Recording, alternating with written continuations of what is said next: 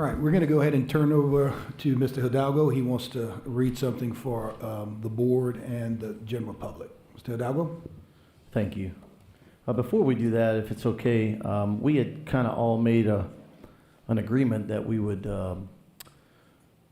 would dress tonight in accordance with setting the summer vacation sail.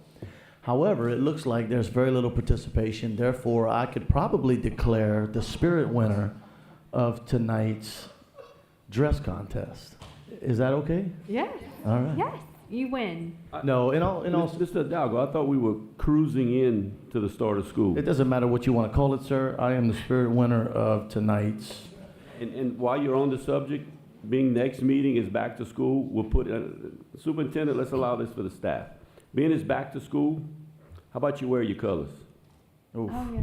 Wear your colors. What if you got more than one set of colors, Mr. Well, High school colors? the high school USL. I'm gonna probably come in Judy's, you know, Mr. Lejeune's coming in Acadiana. So how about that too? How about the audience, too? That's what I'm saying, the audience, everybody, back to school, wear your colors. Mr. President, thank you for this opportunity. I'll be as brief as I can. It's not often that we get, I guess what I would call, positive feedback on very important issues. But today we did, and I just picked this up out of the mailbox, and I'd like to read it. I'm not going to identify the individual, but I wanted to read this to you all because I thought it was important. Dear Jeremy, I want to thank you for the inclusion of retirees and employees during the selection process of a third-party health insurance administrator. I am a retiree living in Texas and find YouTube an excellent way to keep abreast of insurance matters. I watched last year's meetings and want to thank you and the entire committee members for the positive tone of this year's meetings. Medical costs, along with other life necessities, only increase for all of us. I understand the need to be able to negotiate the best end product for the uses, for the uses and the district. The letter you sent out after the meeting was appreciated. Please extend my thank you to the committee members and the entire board. Just wanted to share that with you guys. I don't know, sometimes it's good to hear positive stuff like this, and I know that I'm doing this in a board meeting not only to share it with you guys, but to make sure that we can look back and be thankful for the positive path that we're currently on regarding insurance. So I wanted to share that with you guys. Thank you, Mr. Hidalgo. We'll go ahead and move on to superintendent's comments. Board members, members of the public, a couple of different things. First, tonight is the first meeting for our new CFO, Mr. Anthony Mouton, at the table. And we have our assistant superintendent, Ms. Ginger Richard. This is their first meeting in the new fiscal year as far as the new position. So let's give them a big round of applause. Board members, as you all realize that school is just around the corner, just to let you know that we have brought in our principals. We had 2 outstanding days as far as the conference is concerned. Some of the things that I've kind of talked to our board members around was 2 things. One is that the one thing that we're going to do is we're going to go back to the basics, and we're going to start doing things the way we used to do it back in the day, and that is building relationships. We're going to make sure that relationship building is starting from the principal all the way down to the teachers, all the way down to us at the district level that is going to be working with.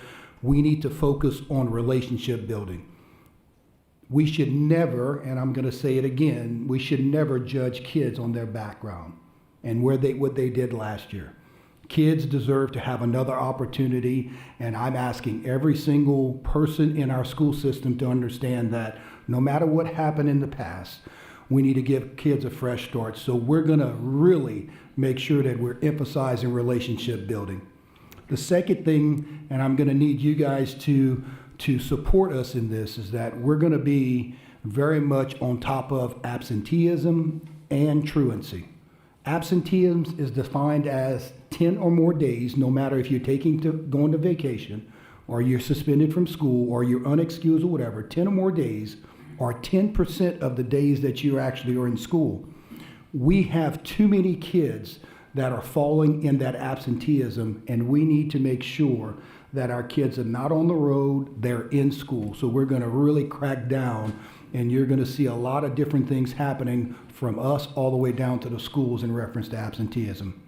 The other thing is dealing with truancy. Truancy is clearly defined as 5 or more unexcused days, 5 or more late for school days. We have too many kids today that I'm hearing from employers that are saying that their kids are not going to work. Their kids are not getting to school on time. We have to change that. We're giving high school diplomas to kids and we're not teaching them those soft skills. That to me is going to be two things as far as relationship building, focus on absenteeism, and also truancy. That is really going to take us to the next level as far as this system is concerned. School is going to start on August 7th. We're going to have a staggered start. I think it's been very popular with our teachers. We're going to continue to do that. We'll have half of our kids on that day. The next day we'll do the same. We have our back to school packages that are been basically out. I want to give a big shout out to our transportation department, Mr. Ross Cloto and his entire team that have really put out. We've made some changes as far as start times. It is out. We know where our satellite stops are. We know exactly where things are. I encourage you all to make sure that if people ask you about those questions, send them to our website. We also have someone who is monitoring the phone. We will answer questions. We're trying to be as proactive as possible. And I can just say this, that from our communication team to our entire team that has put out the back to school package, it is there for people to start taking a look at so that we still have some lead time before school starts. Tonight, we're going to be talking about something that is going to be in an agenda item, and I want to kind of front load it in case someone does not pull it, is the Lafayette Parish School Accountability System. We're going to be one of the only school districts in the state of Louisiana that is going to adopt our own accountability system as far as Lafayette Parish.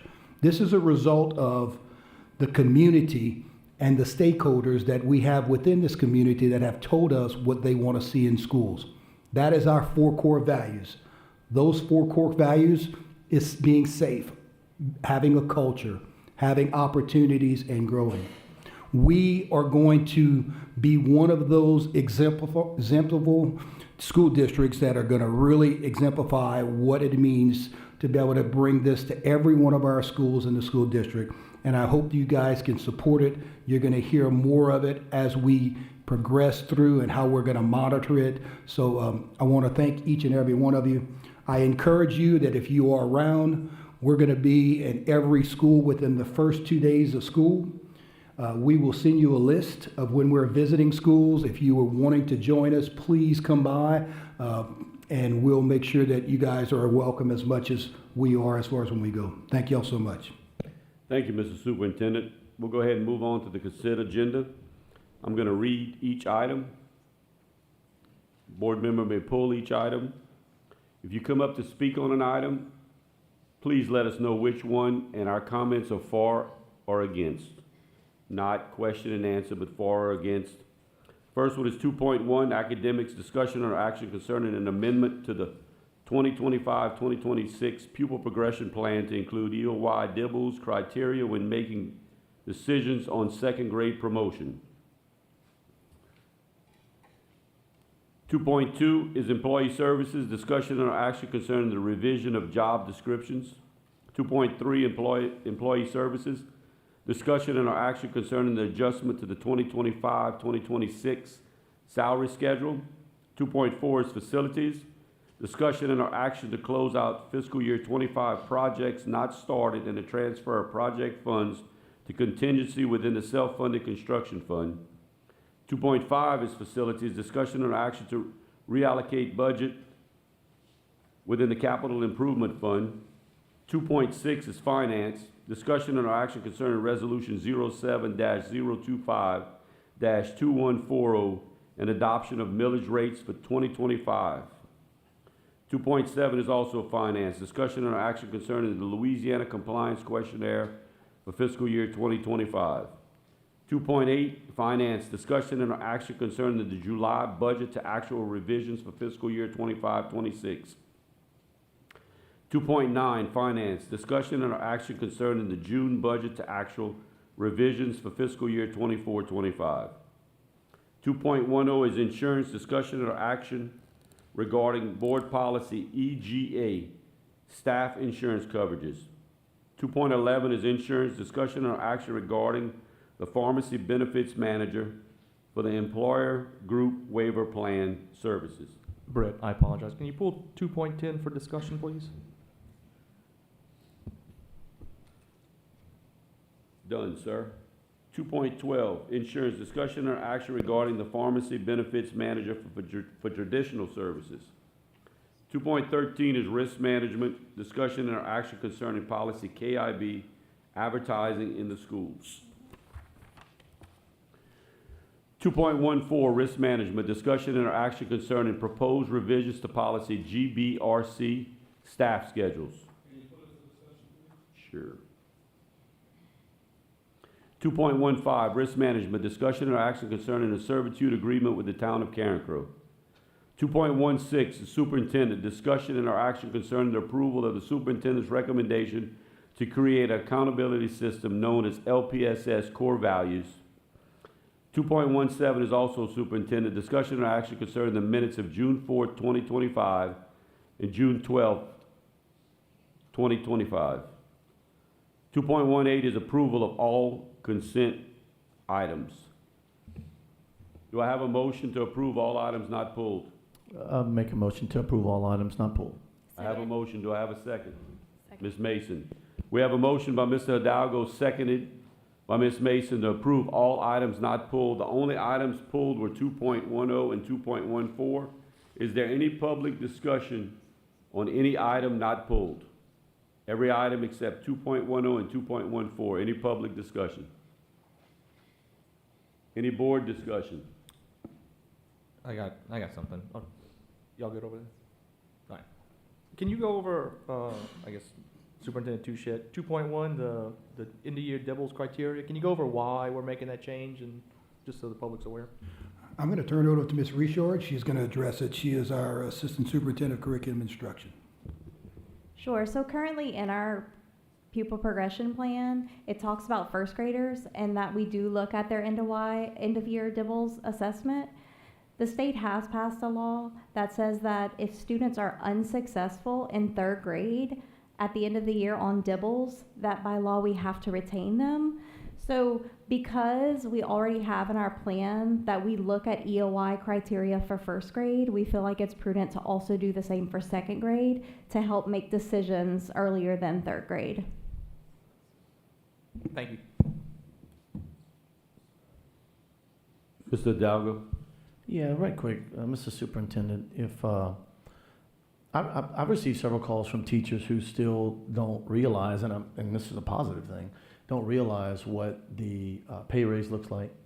And some of them, of course, none of us, I don't realize exactly what the incentive looks like. So I know they'll see what the pay raise looks like in September when they get their check. But if there's anything we can do between now and then, I think that several of the teachers I spoke to don't realize the significance of the difference in their pay raise. Some of them think it's very minimal. However, it's not. So I don't know if there's anything we can do, or we just wait till September when they see their paycheck. But if there's something we can do in the interim to, help them understand that, that could be a positive thing, because the feedback I'm getting is it's much better than they're expecting. Yeah, I'll get with the communication team and my upper level, senior level staff, and we'll come up with something. Thank you for that question, Mr. Hidalgo. Any other board comment? Mr. Lejeune? Yes, sir. A question about 2.4 facilities. We're taking 72,000 away from Acadian High, which I totally understand because of the new wing. But we just put brand new walkways to the majority of the portable buildings. Those new walkways, once the wing is built, are we going to be able to reuse those and reallocate them to different parts on campus? I think that there's going to be certain portions that we will be able to reuse. Again, we'll get with our maintenance department. We'll make sure that we can salvage as much as we can. But yes, and they're really, as you stated, brand new, and it's something that definitely could be used at other places. But we will definitely put that aside, and we'll keep you abreast of what's happening. Okay, because there's no walkways to the athletic field house and the old ROTC building. Yeah, we can definitely use it for those particular reasons. Yep. Thank you. Yeah, Mr. Lejeune, in conversations I had, that was one of the plans. Any other, Ms. LeBou?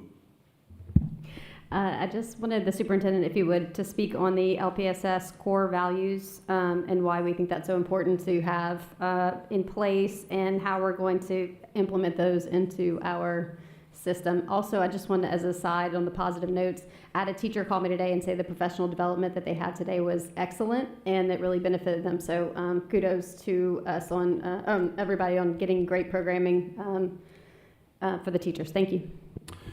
So our LPSS core values was developed over a year in which we engaged within the 7 different advisory committees in which we asked the question is, what is it that we want to see in our schools? And we kept asking that question, and when it all said and done, it came down to that people wanted their schools to be safe, they wanted a culture, and they wanted opportunities. Opportunities outside of the ELA, math, science, and social studies, and by all means, they want their kids to grow. What we plan on doing at the state of the district that we're going to have in September, which each and every one of you and members of the public and that we invite, we're going to be releasing exactly where each of our different schools are based upon a rubric that was created. And we're going to somewhat get that out to the public in September. And in February, we're going to progress monitor them as far as where they are there. This is going to be something that I will tell you that is going to be very transparent to the public. And when we're going to talk about culture, we're going to be talking about teacher attendance. We're going to be talking about student attendance. We're going to be talking about how many kids are suspended from school, how many kids are being expelled from school. There's going to be a lot of different data that we are using to give a rating, and it's going to be a reflection of where those schools are. In no way whatsoever, and I want to front load you for this, just because a school is not where they need to be, we're not giving up. It is our baseline, and it's where we're going to show that this school is going to improve. And we're going to give them from September until February to actually do such a thing. This is new, that number one, that no other school district is doing this. No other school district is listening to the stakeholders. Our stakeholders have told us this is what they want in their schools. And all we're doing is saying, all right, this is what they want. We want to see this at every one of our schools across the district.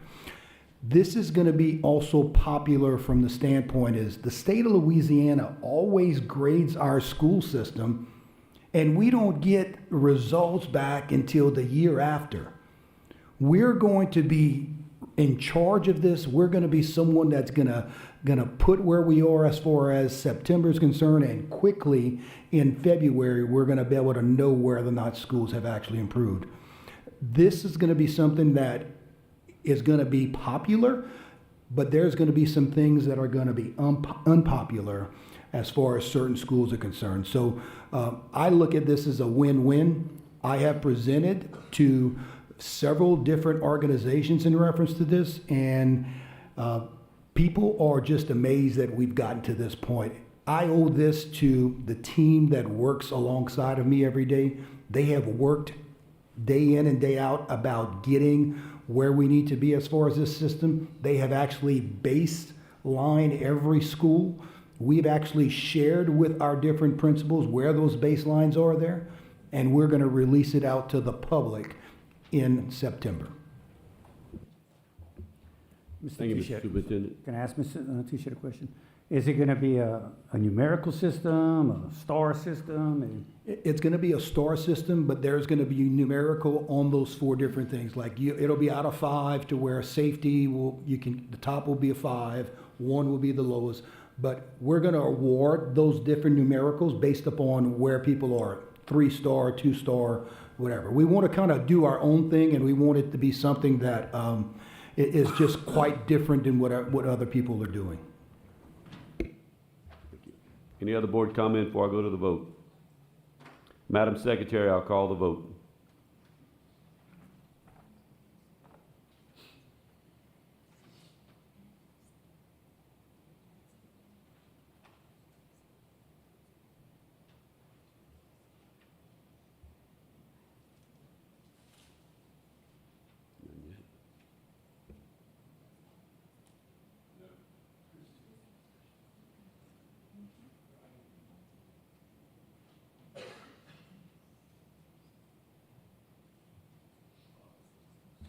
If it doesn't come up, we can do a voice vote. She'll have to call it. Go ahead and call a voice vote, Ms. Guidry, by district.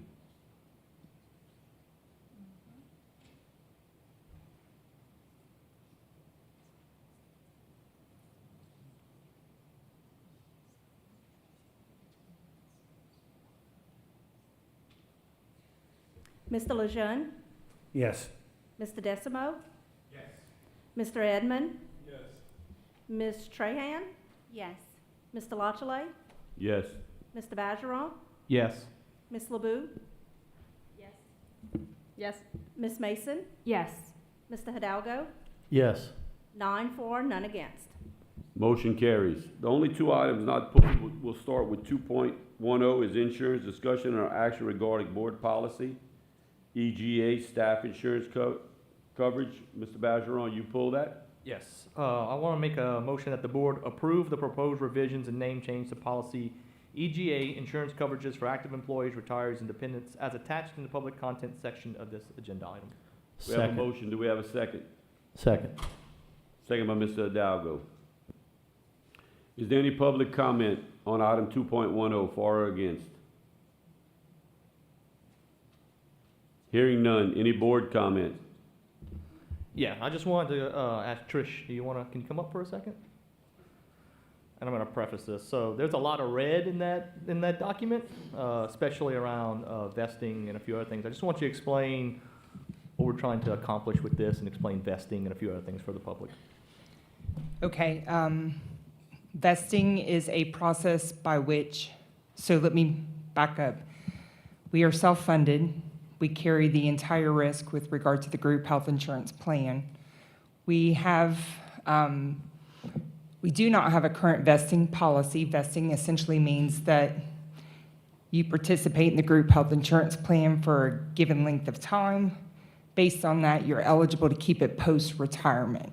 So that's essentially what board policy EGA is now directing. It's 5 consecutive years prior to retirement in order to be eligible for you and your dependents, eligible dependents, to keep it post-retirement. And this doesn't affect anyone who's on the insurance or anything prior to January 1st, 2026, correct? So we have initiated a grandfathering clause, which basically means if you are currently on, or perhaps you add during the open enrollment period in the fall for an effective date of January 1st, then you would be considered grandfathered. You just need to keep that continuous coverage until the time of retirement from the district. Thank you. And just for my own comments, this is long overdue. I feel like we've been talking about this for a while, and based on my knowledge and my memory's not all that great, the previous board had wanted this as well. So I'm glad to see this. So for my own information, I went look at the Office of Group Benefits vesting program, and 10 years or fewer is only 19%. It goes up to 20 with 75%. So this is this is very generous vesting policy that I don't think any other system, because I think I looked at Cameron's or one of them, and it's the same thing. It's like minimum 10 years before you're fully vested. So I'm glad to see it. Thank you. Mr. Hidalgo. Yeah, Mr. Bergeron, the only vesting policy that's more generous than the one that we're going to vote on tonight is the one we currently have. And we've seen a lot of folks come over in their last year of teaching from other districts. And now with our pay scale and with our, with all the incentive packages, even more so, folks are going to want to jump over, and we want that, of course. But we have to make sense of our insurance fund. So this is a very generous package. I want to thank you for that. You mentioned something else earlier in your statement about there's a lot of red in this policy, and there is. And most of the red has to do with aligning our policy with decisions this board has already made and or laws that have been passed that we have to comply with. So it was a nail biter for me to read through it and see all the red, but it all makes sense. And, you know, this is a long time overdue, and I do want to thank Ms. Trish, Ms. Gardner, everyone involved, because a lot of work was put behind this, and a lot of research was put behind this to benchmark to see what our neighbors are doing. But as usual, we're kind of leading the way in the way they have drafted this policy. So I hope that we can have a unanimous approval tonight for this.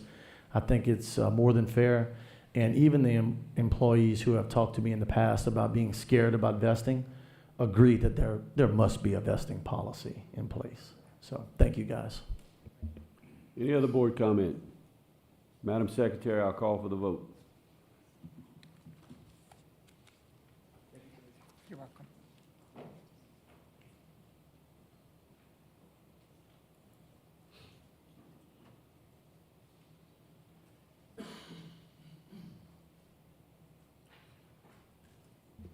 Nine for, none against.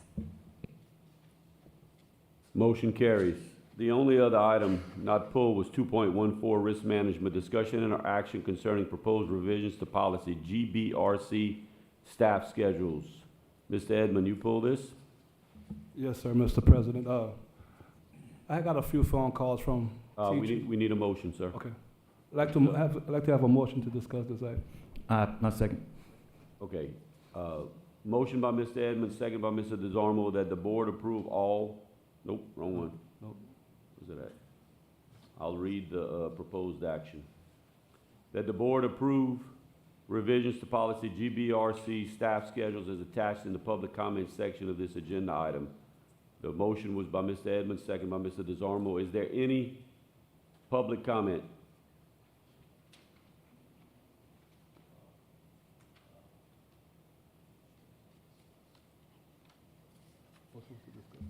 Point of order. So, Mr. President, The recommended motion. well, that's because that wasn't what the motion was, but Mr. President, may I? All right, we'll go ahead and make the motion to discuss by Mr. Edmonds, second by Mr. DeZarmo. Public comment is turned over to Ms. We'll wait. Yeah, that, Mr. President, point of order. If the motion is to discuss it, then she can only speak on discussing it. So if we want to, if the makers and the second wants to remove their motion from the floor, I'll be glad to make a motion, and then we can appropriately vote based on the dialogue. It's up to the makers. Okay, well.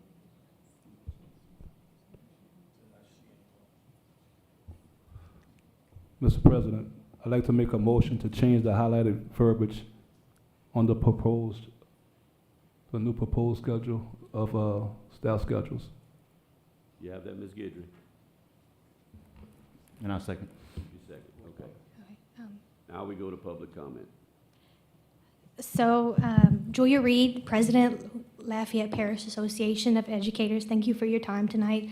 Our association is asking you to vote no on 2.14 as it was originally listed. This item would require certified staff to report to school, certified staff to report school earlier. In the previous policy, it said that teachers, other staff, librarians, counselors have to be ahead of the school bell, 15 minutes. In practice, if you had duty, you were there before. If you didn't have duty, you didn't have to get there till 15 minutes before. So this would extend the day for teachers who do not have duty, which not all teachers are on duty in the morning, nor do all teachers need to be on duty in the morning. Not every single student walks on campus as soon as students are allowed. Buses have to be unloaded, the car rider line goes on for 45 minutes. They are slowly trickling into the cafeteria. Then they may go to another place. It's not necessary for a teacher, for there to be a same ratio for duty as it is, say, in like a classroom when you're actually educating, whereas basically we're just observing them.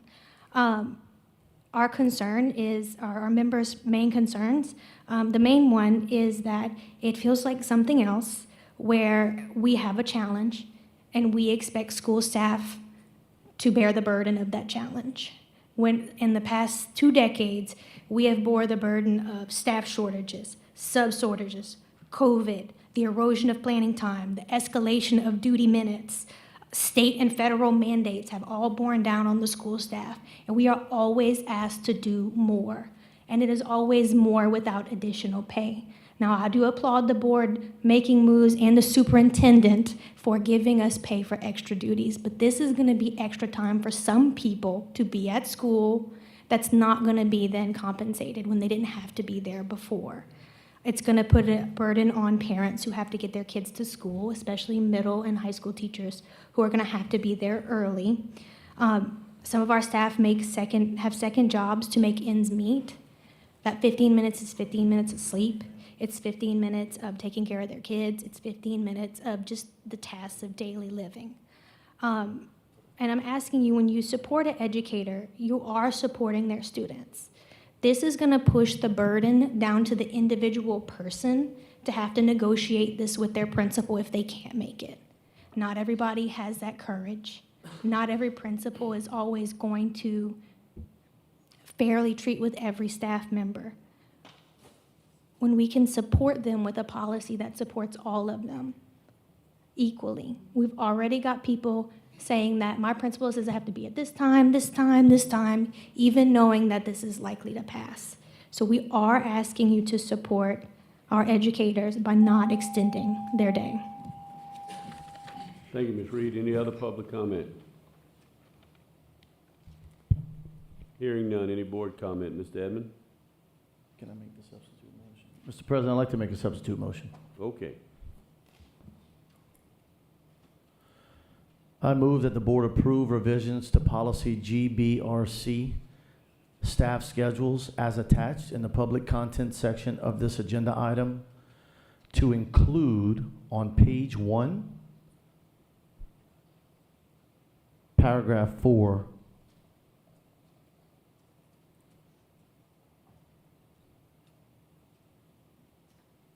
the regular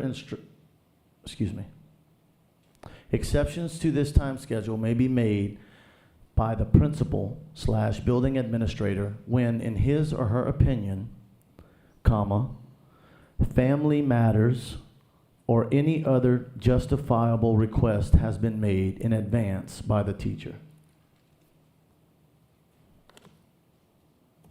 Do we have a second? Second. Motion by Mr. Hidalgo, second by Mr. Edmond. Any board comment? Mr. Edmond? No?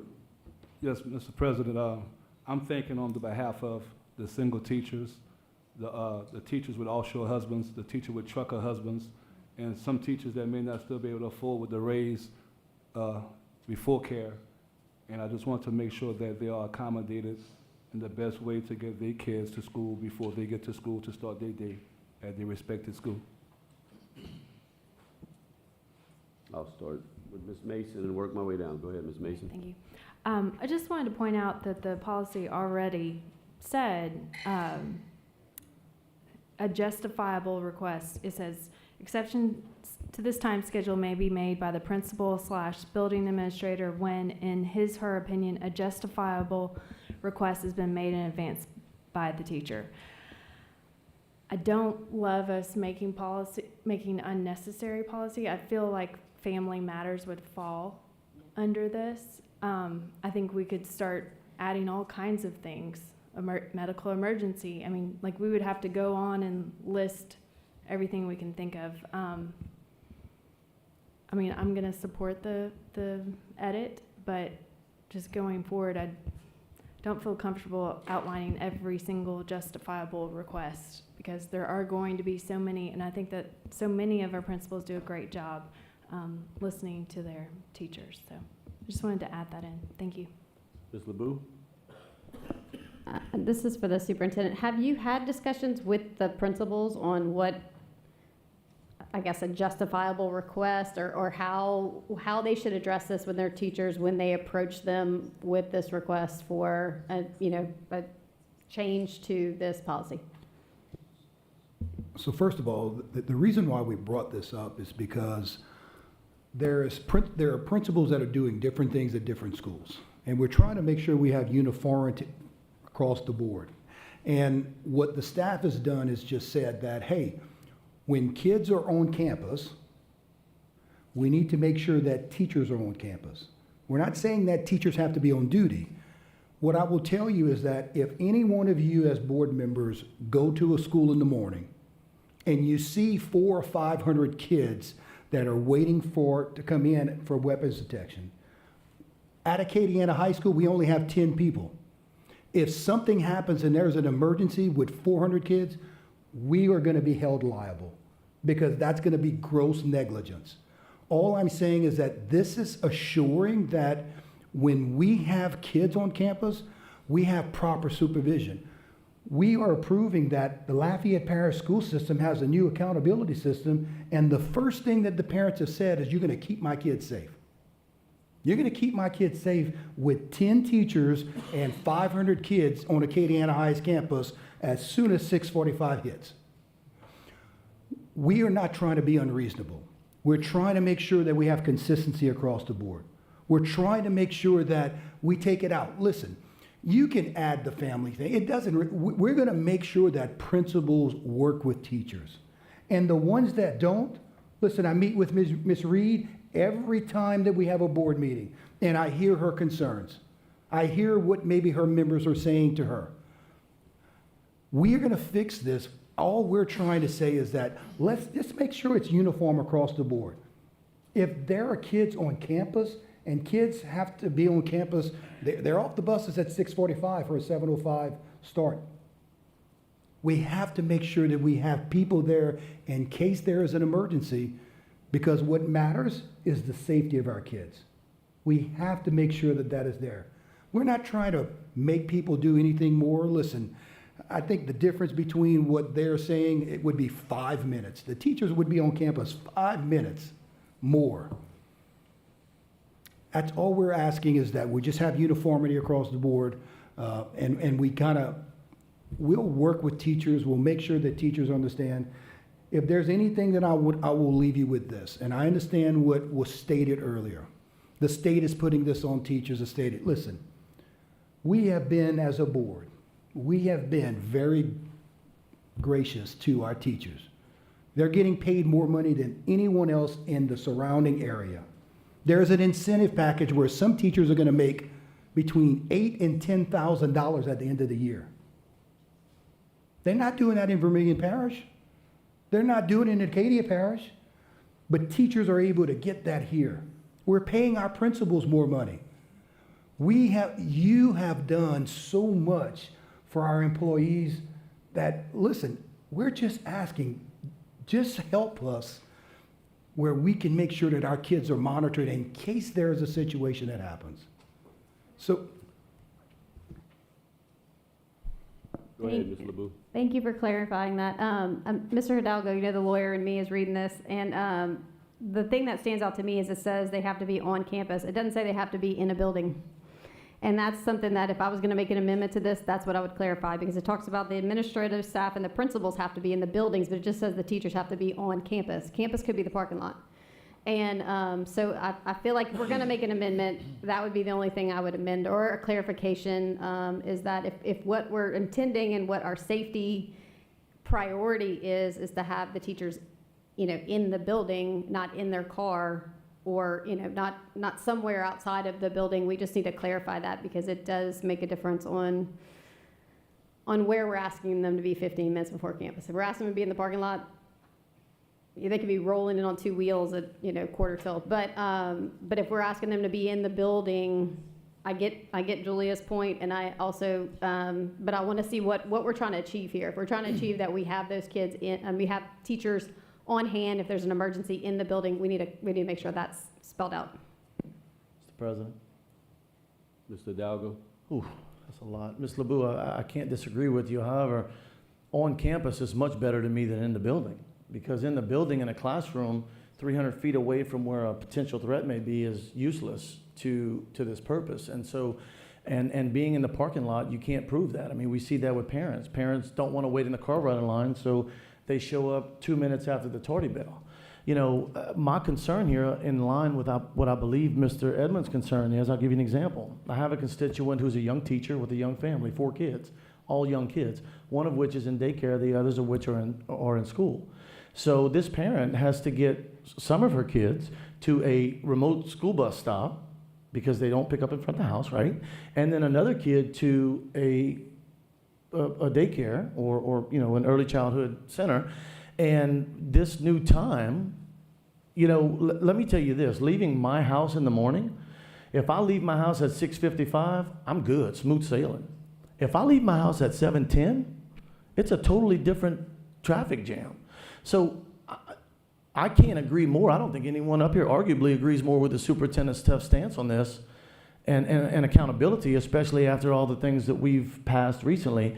But I am concerned about the reality that in the shakeup this is going to cause for families.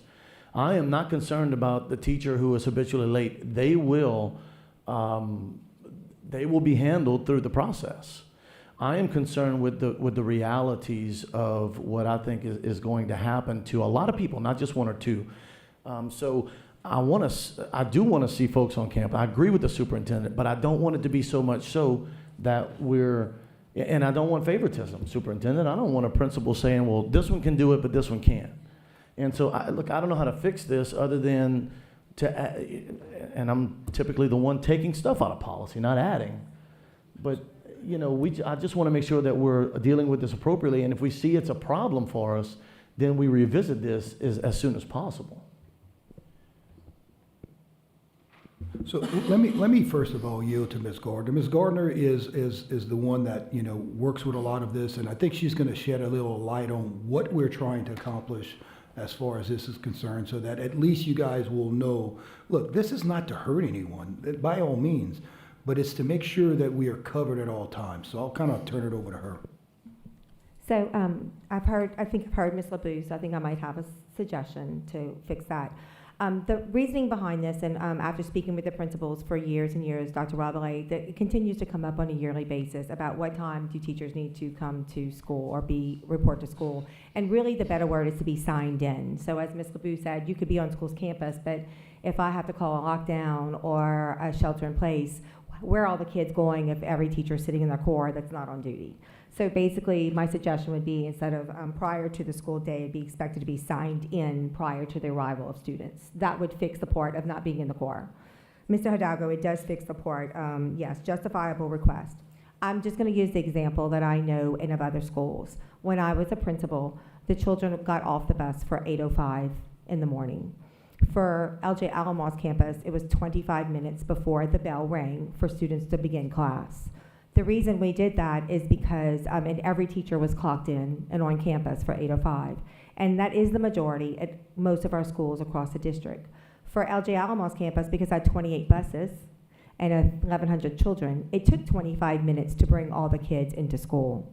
Whereas at Dussault Elementary, you can imagine when you're bringing in 200 children into school or 300 children, it only takes maybe 10 minutes because you have 3 buses. So every school time is going to vary on what time the teachers will be there. But it's the importance, like Mr. Touchette said, it is a safety measure.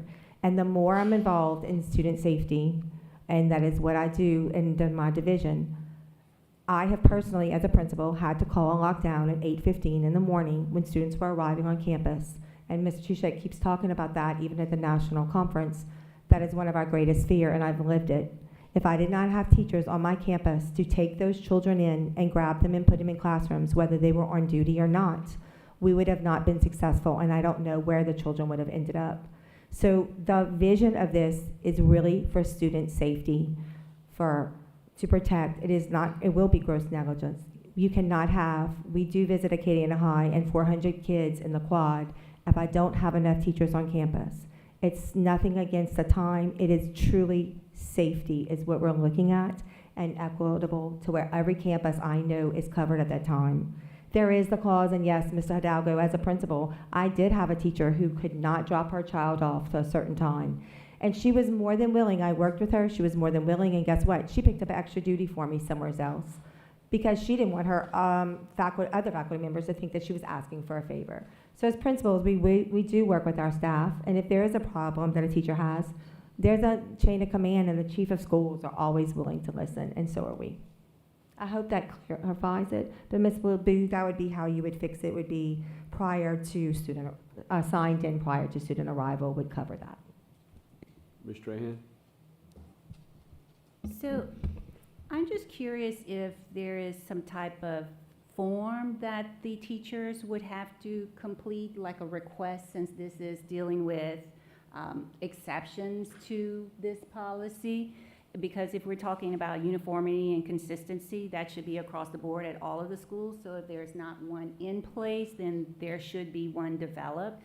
And also, the other things that I see with this is that when you're looking at that form, or when you're developing that form, you can put, if it's, family matters, whatever, you can have like certain things to specifically check box off, so it is consistent, and there's no, this school is doing this, that school is doing this. And then it would hold all the school administrators and the teachers equally accountable for requesting it the proper way and receiving a response the proper way. And if there's any kind of issues that may arise, then you'll have that documentation as well. But also I see it as equity for the teachers requesting as well, because if one person may be given approval to do this and it's the same similar situation, then you want to have equity across, and it has to be fair as well. And there are many times as principals in general, you have a bad weather, you do have a crisis on campus. There could be a school threat the night before, and as y'all all know, or you're aware as board members, and we are transparent with the public, we will call an all-duty schedule to where every teacher is on duty that following morning. Every duty might be on teachers that afternoon. Especially it's the first day back from a holiday, every teacher's on duty, and I might have to call it when the students start arriving. I would get on the intercom, or principal would get on the intercom and call an all duty. So again, it's another safety measure for student supervision, which is a huge part of where we are. And I'll just add to that, I fully support the safety aspect of this as well. Mr. DeZarmo? I'm not going to make this go any longer because y'all pretty much hit every point. You drop the S word in there, and that changes a lot of things when it comes to safety. I don't want to be on the hook for something like that, but I do want accountability that if a teacher really does need off, they have to be awarded that time. We're asking favors. It's almost like asking a favor for, instead of making it a policy, except like you said, we're going to make it clear and make it a policy. But I'm good with the safety part of it. I didn't even think about that at first. I just thought maybe the SRO could get there earlier. But I mean, one SRO is still just one SRO. So as long as we start having problems or issues, that we can readdress this, like was mentioned, because I personally don't like it, but I'm not going to be the board member that voted no and then something happened at school opening day. So, Mr. Lejeune? Thank you, Mr. Latchley. I just kind of want to say a little bit of what Jennifer was talking about is we always, as a principal, always had teachers with extenuating circumstances. And never ever could we not figure out a way to make it work. We used to use first hour planning periods for those teachers that had problems getting their kids where they needed to go. The other teachers never had an issue with it because nobody wants to be off first hour because you have to teach 7 hours straight. So they were fine with it. The teachers, they really appreciated you putting off first hour. So most principals, to keep the continuity of the staff, they'll make it work to where the teacher won't feel obligated to ask, but they'll step into the principal's office and ask. And the other faculty members, they just think they're off first hour. So we always found a way to make it work without having any issues on campus. But Mr. Touchette was right. At Acadiana, 6:45, when the buses let out, it was a little different. We didn't have weapons detection when I was there, but we might have had 800 kids going into 2 doors. So it bottled up right there, and if something happened, it was going to be under that commons area, and it was going to be chaos for a while. So I was glad to have those teachers on campus, and most of them are there anyway. Most of the elementary teachers are always there, because a lot of those kids go straight to their classrooms. So most times it's going to work out, but there are extenuating circumstances where the principal can make it work for that employee. Mr. Badgerow? How you doing? All right, just a couple of things. So, we're talking here about safety and like having more adults on campus, right? Like adds to safety. But the other part of that is like, are we reinforcing the safety protocols with all of them so that when something does happen, they know what to do? Because that having more adults who don't know what they're gonna do when a crisis happens adds to the chaos. It doesn't take away from it. Like, and trust me, I've been involved in those types of situations before. So I just want to stress that, like, as part of this plan, you can't just add more humans to the mix. You have to have them understand what the policy is. Second thing is, for those teachers who have to drop kids off at daycare and now have to go earlier, the fear I have is that if they have to drop off early and have to do like pre-K or something, like that's an added cost to them. And we just gave out pay raises, and we don't want people to have to dip into those pay raises. And I'm guilty of that with insurance increases over the last year. So that's a concern too here, right? Like, what happens if they have to incur new costs in dropping the kids off? The last question I have is, if we're going to add more people, instead of adding every single one, every single teacher, can we just increase the number of teachers on duty in the morning? So if they have 10, can we increase it to 15? And can that help alleviate some problems now instead of, and if we see the need to go all in with everyone there, like, by all means. I'm just asking, like, is there a medium or is there a middle ground here so we don't have to have all teachers there in the morning, right? Because it's gonna happen, especially if we have extenuating circumstances. Like, not everyone's gonna be there anyways. So I just want to make sure, like, if we can have 15 every day or 20, whatever the number is, if Acadiana High needs more, that's great. If Milton only needs 5, that's fantastic. Like, I just don't want to make sure. I'm just saying. I'm just throwing a number. I know Milton won't give it 5. I'm just saying, like, can we adjust per school so that it's not just every single educator there? Yeah, the only thing that I will say to that is, I don't want to take a chance that this happens on any campus. And all I'm going to say to you is that the reason why we have put millions of dollars into these schools to make sure that our kids are safe. You're right. We put more people on campus. Yes, I am worried every day about intakes, people leaving in transitions. We're talking about that. But guys, we can increase 10, 5, whatever you want to, but we just don't know what situation is going to happen where we're going to need all hands on deck. And all I'm going to ask is that let's go with Mr. Hidalgo's amendment. We will add that piece. We will make sure that we have some consistency, Ms. Amy, across to where we can make sure that principals are getting this form filled out and we have some consistency. But I truly believe that we have to take a tough stance on this, that safety is that important. We're not trying to hurt teachers. And when principals are not being reasonable, we were going to deal with those things. We're going to work on that. And I assure you, and I give you my word, I think this is the right thing to do to get some consistency across the board. And one more thing. I didn't get to finish. Go ahead. Yeah. So the last thing is, like, if we're going to add to their day by, I don't know, was this 45 minutes, an hour, or whatever? 30 minutes, sorry. 5 minutes. Okay, so we're going to add time. We're going to add 15. time. So, excuse me. If we're going to add time, like, can we, if we're going to pass this, can we talk about, I mean, we're going to do salary adjustments, but I want that to be a part of the conversation when we come to salary adjustments, that, like, we are extending their day even if it's a little bit. Or even if we add 15, 20 minutes to the beginning, because like I said, if we're going to have people get on campus when buses get there, like, is that a part of the conversation? So, Mr. Bejar, respectfully, one of the number one in the job description of a teacher and for all of us is student supervision. the majority, as Mr. Lejeune told you, the majority of our campuses are already doing this. We're trying to create some uniformity on it. When the students arrive, we should all be monitoring students. So the compensation piece, because again, in the job description, it's some schools, like at Alma, they worked 8 hours. Some schools might be 7 hours and 45 minutes. Milton, it might be 8 hours and 5 minutes. And the reason why, it's depending on the size of the school and what you're taking in.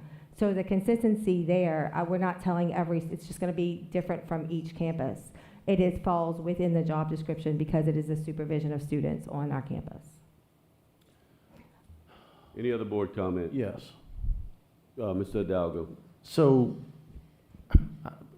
thank you. Let me clarify. Superintendent, I agree. If this is not a school system, if this is a business, your employees have to be there before your customers get there. I got it. It's not just a safety issue, it's common sense. I'm with you. My concern is the disruption. We've been throwing that term around a lot. The disruption, and how do we address it? To Mr. Bazeron's point, for the unpopular comment of the night coming from me, I think that the pay raise we just gave far takes care of the 15 minutes that we're asking for. I'm not concerned about that portion of it. That's taken care of. I'm concerned about the disruption it may cause for the thousands of teachers we have, or the percentage of thousands of teachers we have in the district, because that little bit of difference, whether it's 5 or 15 minutes, does make a difference. I agree with you, they should be on campus. I need to be at my place of business before my customers. It makes sense. And it even makes more sense in this particular situation. I'm more concerned about the disruption. I think you've answered my question.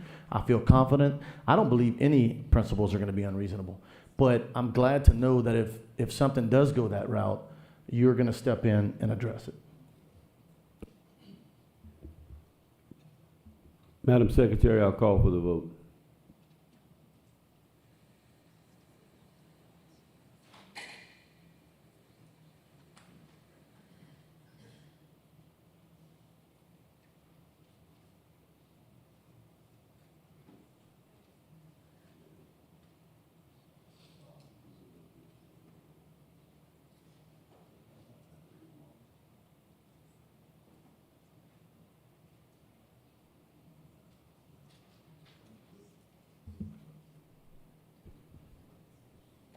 Are you going to read them, or you want me to just make a motion? Mm-hmm.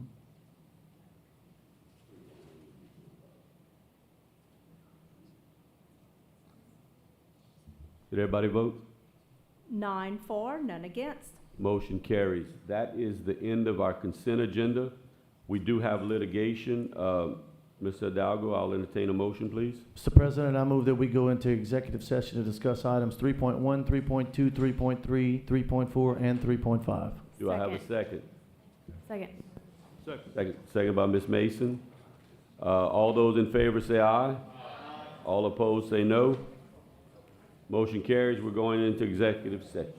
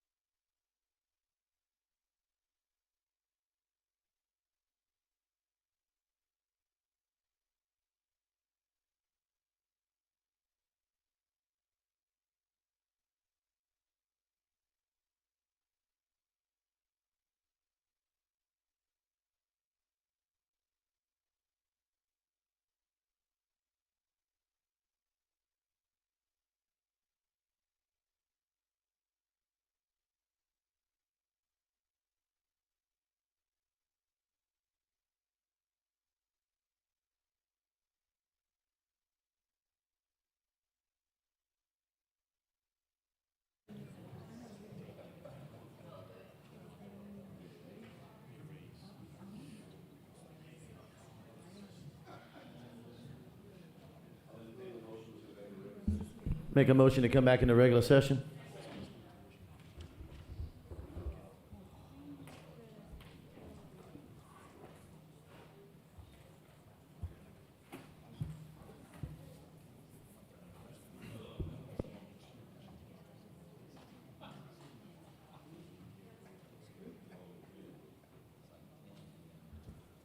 We have a motion and a second. We go back into regular session. All in favor say aye.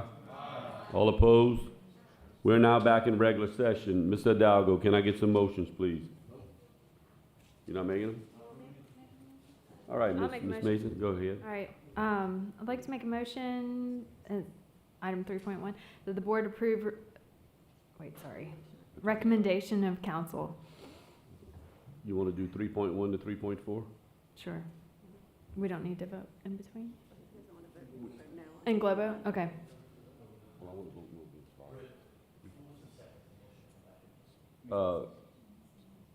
Chad. All right, we can do them in global. The motion is, Ms. Mason, that in global, we accept council's recommendation on 3.1, 3.2, 3.3, 3.4, and 3.5. Who was my second? Ms. Trahan seconded that.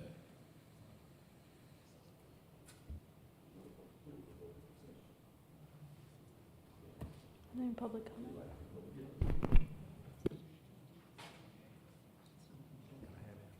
Yeah. I'll ask for public comment, though I doubt there'll be any. Any board comment?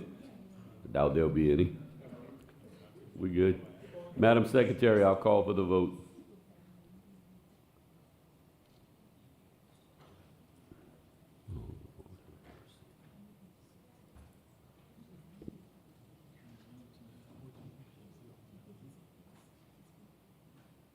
While we're waiting on the results, we put our staggered schedule up on the board. Our meeting is over. We should have had this during the meeting. But Ms. Gardner, if you can just kind of talk on it for about 30 seconds and then we'll adjourn the meeting. Yes, sir. Ms. Trahan asked me to pull this up. This is our staggered start. We begin school on August 7th. It is a Thursday. And K through 5 will report. At the very bottom, we have what's called an A day and a B day. A day refers to all students that have an odd home address, and a B day refers to all students that have an even address. So as you can see, K5 on the 7th, you will have your A day, so all students have a home address go on Thursday, and then on the Friday, you would have your B day. So it is on the LPSS website. You can find it under the back to school plan, under district calendar and staggered start. Ms. Gardner? Mr. Yes. President. Mayor? Absolutely. Is this a suggested schedule or? This is the schedule. Yeah, how are we going to make it clear to students and parents that this is not a suggestion? We have a lot of folks who just skip the dual days, and how are we going to hold folks accountable to this? We do send out messages right before. We do go into J-Call. We do take roles. So if you are on a day and you're supposed to be there, you will be marked absent if you are not there. And Tracy, I want to make sure that we add that, first of all, we need to send something out to parents on those staggered days that we are taking an active role as far as absenteeism, and we need to make sure that they understand we are taking role and those days will count. And we do this by A day and B day, so all families living in one household would go to school the same day versus using a different grade level or a female versus male. We have found that using the odd and even address all captures one family. Thank you. And I mean, this is not the first year we do this, so I mean, parents should be pretty much aware of what's going on. Ms. Gidry, do we have the results? Sir, 7 for, 2 against. Motion carries. That is the final item on the agenda. This meeting is adjourned. What? Excuse me, Mr. President, who won the costume contest, Mr. Hidalgo? He won, okay, thank you. I don't know. I should have got a pretty close second. I mean, I was a little festive. I mean, I didn't know how festive we were going. Our next meeting is going to be August 14th, which will be exactly 1 week after the start of school.